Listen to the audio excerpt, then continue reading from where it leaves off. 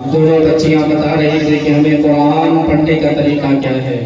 ہم بھی جب چھوٹے تھے، جب مدرسہ منیر الوداع میں پڑھنے جاتے تھے تو اس وقت کے جتنے بھی لوگ تھے ہم لوگ مجہول پڑھتے تھے، بولتے کہ الف اور بے اور تے۔ جب ہم نے یہاں سے آگے قدم رکھا تعلیمی طور پر، تب آگے پتہ چلا کہ ہمیں بے نہیں با ہوتا ہے، تے نہیں تا ہوتا ہے، غنہ کیا اخفا کیا۔ تو میرے محترم دوستو، اپنے بچوں سے بھی پڑھائی کے معاملے میں یہ بچہ جب گھر پڑھ کر جائے، میں اپنے ماں اور بہنوں سے درخواست کرتا ہوں پڑھنے میں بالکل شرم محسوس نہ کرے۔ میں جس وقت دہلی میں تراویح پڑھاتا تھا، ایک بالکل بوڑھی اماں جو 4-5 بچے کی ماں تھی، یہ تعلیم ماں کی گود سے لے کر قبر کے جانے تک تعلیم حاصل کرنا چاہیے۔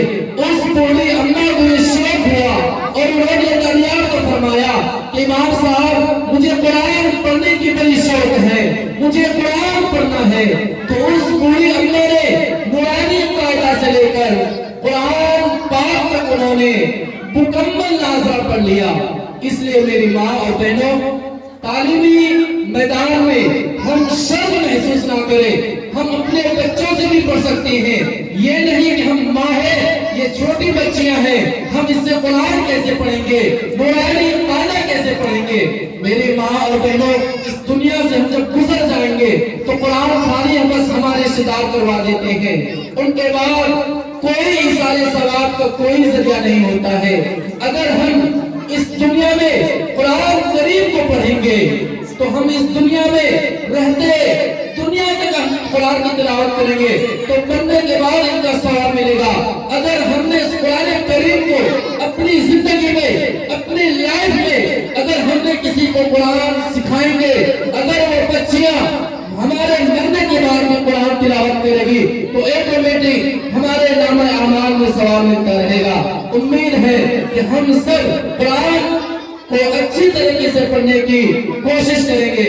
اللہ ہم سب کو اس پر عمل کی توفیق عطا فرمائے۔ اب میں تقریر کے لیے اسی جامعہ طاہرہ کی مسکان خاتون کو میں دعوت اسٹیج دیتا ہوں کہ وہ آئے اور تقریر پیش کرے۔ مائک پر مسکان بنت محمد کریم۔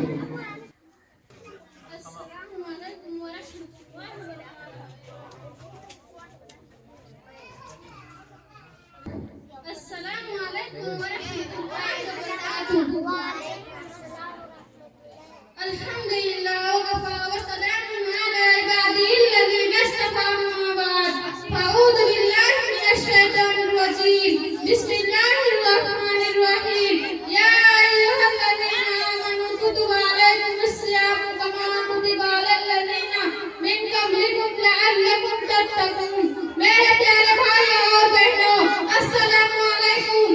میں نے آپ کے سامنے قرآن مجید کی تلاوت کا شرف حاصل کیا۔ جو کچھ پڑھا ہے اس کا مطلب یہ ہے کہ اے ایمان والو، تم پر روزے فرض کیے گئے جیسا کہ تم سے پہلے امتوں پر فرض کیے گئے تاکہ تم متقی بن جاؤ۔ ہر ایمان والے پر جس طرح نماز، زکوٰۃ اور حج فرض ہے، اسی طرح اللہ تبارک تعالیٰ نے روزہ بھی فرض کیا ہے۔ یہ روزے پورے ماہ رمضان میں ہر سال رکھے جاتے ہیں۔ روزہ بہت ہی اہم عبادت ہے۔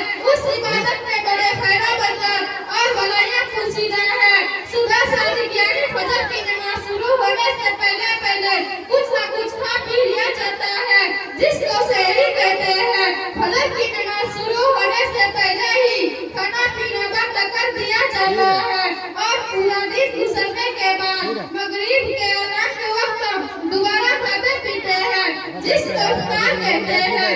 افطار کے وقت ہر روزہ دار کو بہت خوشی ہوتی ہے اور اس وقت بندہ جو بھی دعا کرے وہ قبول ہوتی ہے۔